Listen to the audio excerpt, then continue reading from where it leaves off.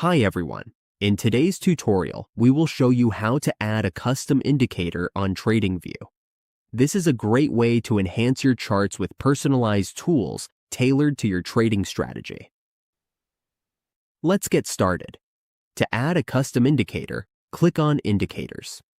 From there, you will see My Scripts. This is where we will create our script.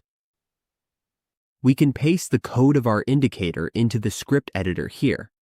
Alternatively, we can also open the Pine script editor, located in the lower right part of the dashboard. We can paste our script here as well to add a custom indicator. Once we are done, we simply click Publish Script, and it will appear on our chart.